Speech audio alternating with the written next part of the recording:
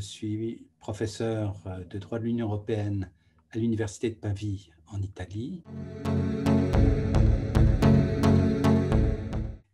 Il y en a des dizaines et des dizaines. Et pour simplifier les choses, il y a deux niveaux, deux ou trois, je dirais. Le premier, c'est les procédures dans les institutions et surtout dans la commission, et pas seulement la commission, aussi l'EMA. Hein, si quelqu'un a envie de faire du nouveau travail, mais il faut aller enquêter sur place, l'approbation des vaccins par l'Agence européenne du médicament, voilà un beau thème. Mais il n'y a pas que ça, il y a aussi l'Agence des produits chimiques à Helsinki et l'autorité alimentaire je pense que là, il y a toute une chose qui est centrée maintenant sur l'EMA, mais qui arrivera sur d'autres choses, où il y aura des thèmes de recherche, à la fois de recherche empirique, comme disent les politologues, mais aussi de réflexion un peu plus avancée. L'EMA, ce qui est typique, c'est que maintenant, tout le monde sait, ceux qui suivent les nouvelles, qu'il y a une agence européenne du médicament et qu'elle fait ses tests. Et puis en Italie, on découvre tout à coup qu'il y a aussi une agence italienne, de même qu'il y a une agence française. Et on aura quelque chose d'intéressant à voir, typiquement sur AstraZeneca. L'agence italienne maintenant vient de se prononcer. Évidemment, ils ne disent pas en l'occurrence quelque chose de totalement différent d'Helsinki, mais ils sont plus précis, comme le sont d'ailleurs en France. Ce n'est pas Emmanuel Macron ou Jean Castex qui a décidé. C'est évidemment l'agence française qui a dit faites attention avec les personnes de plus de 60, 65 ans. Pas... Donc, on a quelque chose, pour revenir aux institutions européennes, à regarder. Personnellement, j'ai l'impression en réalité que les procédures ont bien marché, mais ça, il faudra approfondir, et elles se sont révélées assez bien adaptées à l'urgence. On a vu que beaucoup de choses ont été faites beaucoup plus vite qu'on ne pouvait l'espérer, dans les limites des compétences de l'Union. Mais il faudra examiner. Les soi-disant fermetures de frontières internes. Les fermetures de frontières externes, c'est plus facile, je crois, parce que là, on voit que la Commission a su coordonner par du soft law, évidemment. Sur les frontières internes, on a vu que l'article 36 a montré que c'était parfaitement adapté. Je prends un exemple dont on a beaucoup parlé en Italie. Il y a bientôt un an, malheureusement, quand le virus a commencé à faire sentir ses effets ici, je passais mon temps, quand je téléphonais à des amis, des collègues en France ou ailleurs, ça va venir chez vous aussi. Pas parce que j'étais prophète, mais c'était évident. Quand on comprenait un peu ce qui se passait, et en réalité, évidemment, si le gouvernement français a réquisitionné les masques, c'est parce que, contrairement à ce que disait Madame Buzyn, mais elle était déjà un peu burnt out sans doute, on savait parfaitement qu'il n'y avait pas de stock. 2, on savait que les masques, on en aurait besoin. Alors, le gouvernement français, comme tous les autres, ont dit on n'a pas besoin des masques, parce que ça aurait été la panique s'ils avaient dit on a besoin des masques alors qu'il n'y en avait pas.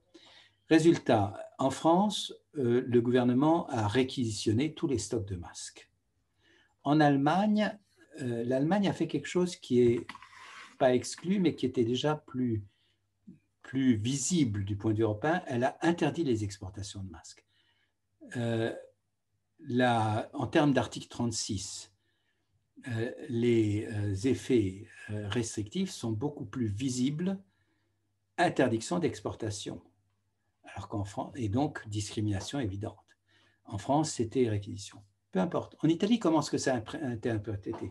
Vous avez vu, les méchants Allemands et les méchants Français ne veulent pas nous donner des masques.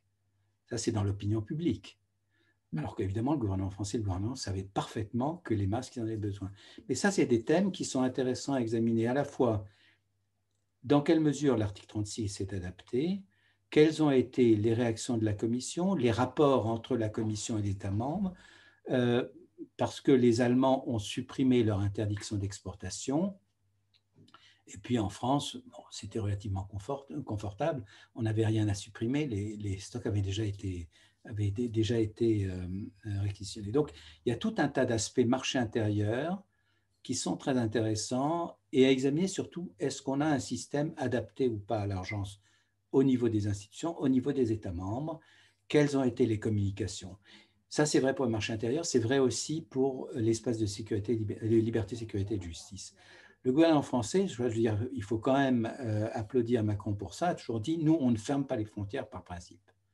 Après quoi, on fait des contrôles de santé. Mais ce n'est pas la même chose. Et on voit très bien, on a tous les deux des amis et collègues au Luxembourg. Ils ont vu de très près ce qu'a vu également ont vu les travailleurs frontaliers français, c'est-à-dire les Länder voisinants de l'Allemagne qui ont bloqué totalement les frontières, y compris aux travailleurs frontaliers. Et là, il est évident aussi, en termes d'article 45, cette fois-ci, mais c'était illégal. Dans quelle mesure la Commission a pu réagir ou pas, je ne sais pas. Mais donc, des thèmes à examiner qui sont sur toutes les thématiques européennes. On verra bientôt est-ce qu'il y a de la jurisprudence. Là, il y a une mine de choses à examiner dans l'œil du spécialiste de droit européen et de droit administratif européen, procédure de coopération verticale États membres, Commission, procédure horizontale entre États membres. C'est un chapitre du droit administratif européen qui est très important, ce qu'on appelle les procédures composées, c'est-à-dire où il y a à la fois de l'administration directe par les institutions de l'Union et de l'administration indirecte par les États membres. Les procédures d'urgence, très typiquement, il y a des endroits où c'est mieux pensé que d'autres. Et contrairement à ce qu'on croit en France, on n'est pas les plus mal lotis. Au contraire, on a finalement un arsenal juridique, même avant la loi sur les mesures d'urgence sanitaire, on a un arsenal qui était assez adapté et plus adapté que beaucoup de voisins. Je suis en train d'écrire une étude qui sera publiée, je pense, en mars pour le Parlement européen. Le point le plus important en termes comparatifs, c'est qu'on a vu une explosion du référé liberté que les administrativistes n'auraient pas osé rêver, si je peux dire, et le référé liberté n'a pas son équivalent partout. Et donc, les garanties, oui. Si c'est la garantie juridictionnelle, le fait d'avoir le référé liberté, c'est beaucoup. Si on fait une comparaison avec les autres pays, et c'est là que c'est ma spécialité à moi, je suis tout à fait d'accord, il y a tout un tas de choses à redire, mais finalement, en France, on a un système côté protection juridictionnelle qui est, je ne dis pas qu'il est parfait, bien au contraire, qui marche mieux que dans beaucoup de pays parce qu'il y a le référé liberté. Il y a eu presque 500 référés liberté, soit directement au Conseil d'État, soit en appel des tribunaux administratifs, et le Conseil d'État et les tribunaux administratifs ont prononcé des injonctions et pas mal. Alors après ça, on peut être, comme toujours, on peut dire que le Conseil d'État est trop proche de l'administration, trop loin. La chose intéressante du point de vue juridique, c'est qu'on a l'instrument du référé liberté. En Italie, par exemple, il n'y a pas cet instrument, il n'y a pratiquement pas de jurisprudence, parce qu'on n'a pas saisi le juge, parce que ça ne servait pas à grand-chose. Il y a un petit peu de choses, il y a un peu de choses à la Cour constitutionnelle. Et l'autre chose, c'est le fait d'avoir un contrôle préalable, en plus de la QPC, et le fait qu'on a un Conseil constitutionnel qui se prononce très rapidement. En Allemagne, la Cour constitutionnelle s'est prononcée rapidement là-dessus. Pour une fois, ils n'ont pas écrit des romans à la recherche du temps perdu, mais il y a une insatisfaction très forte.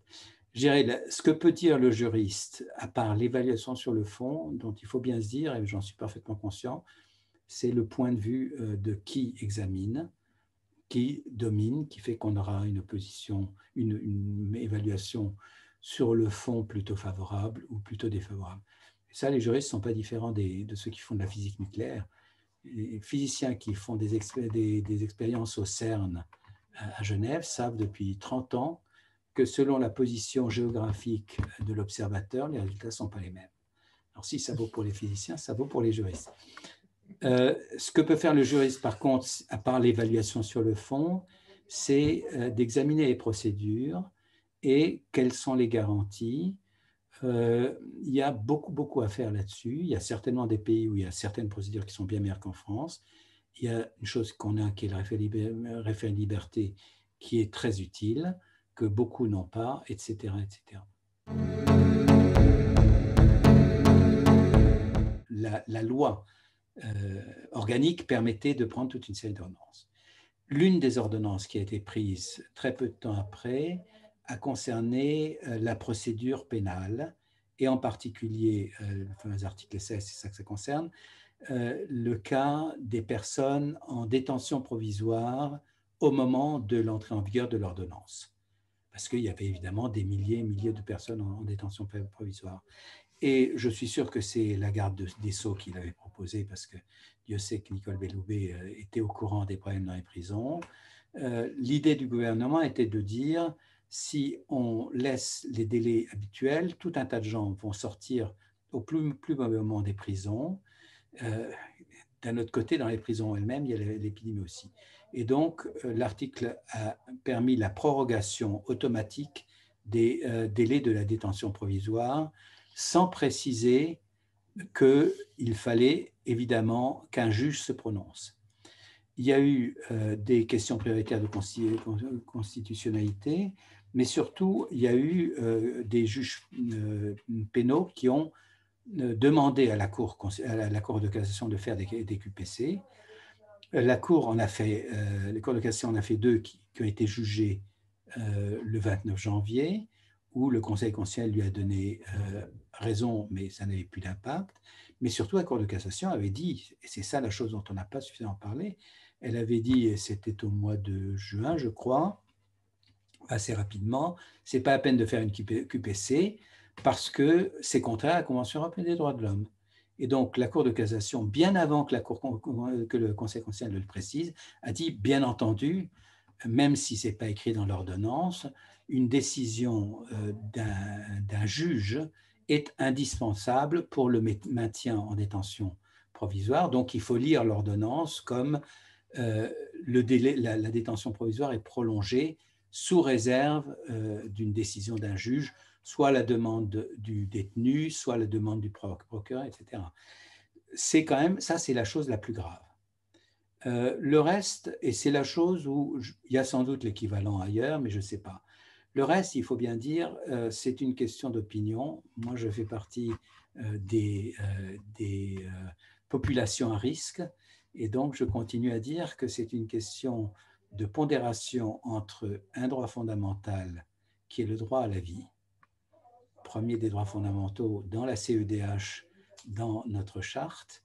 On n'a pas parce qu'on n'a pas de charte constitutionnelle, et de l'autre, toutes les autres libertés. Étant donné que la dernière partie de la phrase est la plus importante, voir si elles sont adaptables dans un autre ordre juridique. Typiquement, le référé liberté, ça marche bien parce que ça fait 25 ans que le juge administratif a un pouvoir d'injonction, et qui plus est, il est compétent pour les actes réglementaires de tout niveau, y compris les décrets, y compris les ordonnances avant que ne soit passé le délai de dépôt de la ratification. Et donc, quand le Conseil d'État est saisi, il a la plénitude des moyens pour agir.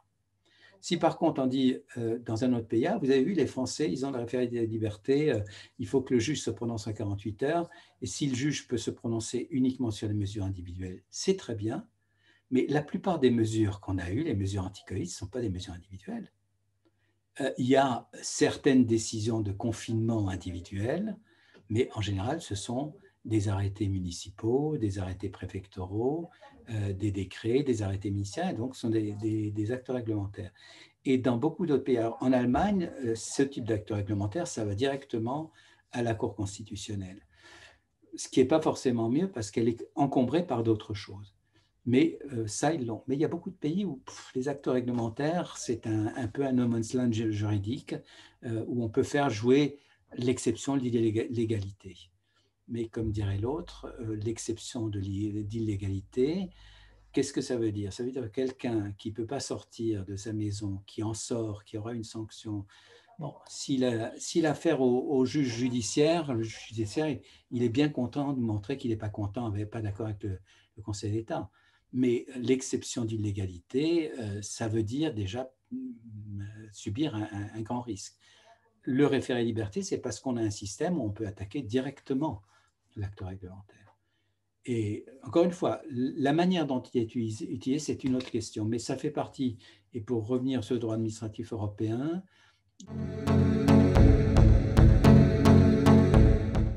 une question passionnante, c'est l'effectivité du droit. C'est une question fondamentale en droit européen. L'effectivité du droit européen, elle passe évidemment par des instruments qu'on connaît bien, qui sont la primauté, les faits directs, l'interprétation conforme, mais ça passe surtout par l'application sur le terrain, y compris les instruments qu'a l'administration, mais aussi le juge, pour donner effet au droit européen.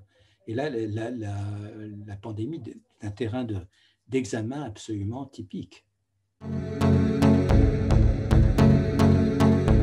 faut qu'on explique à nos collègues politologues, encore ça va avec eux plus ou moins, sociologues, sociodétois, il y en a bon, mais surtout aux économistes, que nous juristes, ce n'est pas nous qui écrivons les lois. Ce n'est pas parce qu'une loi est mal écrite que nous l'avons faite.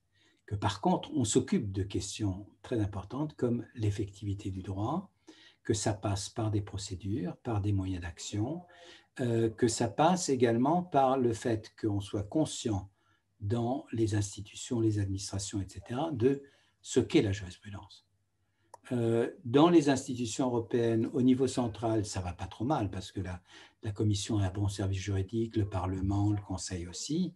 Dans les agences, ça devient un sacré problème parce que les agences ont très souvent un très très petit service juridique, totalement débordé, et les agences ont de plus en plus d'impact, surtout les trois que j'ai cités, chimie, médicaments, sécurité alimentaire, mais aussi les agences en matière bancaire.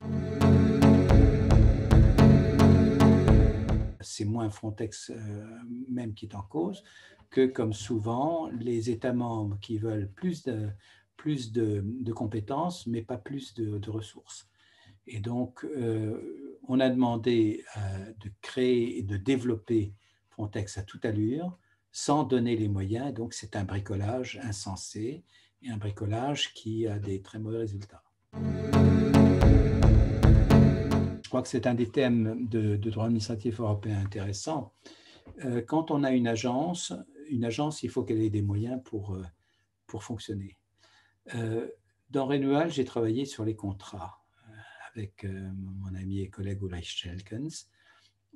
Frontex travaille avec deux types de contrats. D'une part, des contrats avec les États membres, et ce ne sont même pas des accords de siège où ils sont installés, et des contrats avec des gens qui recrutent. Et c'est un cafouillage épouvantable parce qu'on n'a pas voulu, c'est simple, le Conseil n'a pas voulu aborder le taureau par les cornes pour deux raisons. Un, parce que ça coûte de l'argent. Deux, parce qu'il y a certains gouvernements, maintenant heureusement il n'est plus là, où il y a un ministre de l'Intérieur qui dit l'Europe c'est mauvais, et on va se débrouiller tout seul pour combattre ces méchants immigrés. On a vu le résultat. Donc je crois que c'est quelque chose de très important, il faut l'examiner, et là on a une urgence qui est liée, c'est encore pire avec l'épidémie, une urgence à laquelle le système de décision européen n'est pas adapté, mais ce n'est pas une nouveauté. Pierre Pescator, qui était juge luxembourgeois à la Cour de justice et qui a écrit énormément, y compris un droit de l'intégration européenne, a écrit un article dont je ne me souviens pas du titre, mais c'était du genre un pas en avant, deux pas en arrière. Et Pierre Pescator a été absolument horrifié par l'acte unique européen. Il a dit l'acte unique européen, c'est un scandale parce qu'il y avait la possibilité, dans ce qui est devenu l'article 114 paragraphe 4 à 8, pour un État membre unilatéralement avec l'autorisation de la Commission, etc. Qu'on le veuille ou non, l'unanimité pour la réforme des traités, je n'ai pas encore compris comment on peut faire pour s'en passer. Et donc, on voit toutes les conséquences en termes de lenteur ou en termes de compromis. La seule alternative juridique, ça serait de détruire l'actuelle union et de la reconstituer entre ceux qui sont volontaires pour en faire une autre. Mais tout le monde sait que c'est une absurdité qui est intéressante comme hypothèse juridique. Là où l'union n'est pas adaptée, c'est que à partir du moment où on a des clauses des traités, soit la Cour de justice tire sur son interprétation, et après quoi il y a des retours de flammes de certains États membres, soit on essaie de les changer. Le traité a déjà été changé pour contrer une jurisprudence de la Cour de justice, et dans un bon sens, c'est avec ce qui est maintenant l'article 355 du traité sur les régions ultrapériphériques. Mais c'est extrêmement rare parce que les États membres, c'est le 349 plus exactement, c'était le 399 version préalable, traité post-traité d'Amsterdam.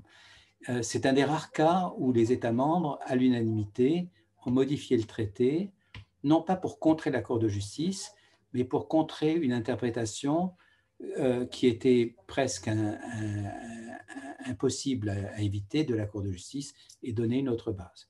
Il y a eu d'autres cas. Et là, on a un système qui n'est pas adapté à l'urgence. Ça ne fait strictement aucun doute, de même que n'est pas adapté à l'urgence le fait que la présidente de la Commission européenne ne peut pas, contrairement au président de la République française ou au Premier ministre britannique, dire « Allez, on va dépenser des milliards d'euros pour les vaccins ». Quand la Commission négocie, ce qui est une très bonne chose pour l'ensemble des pays, elle le fait avec ses moyens.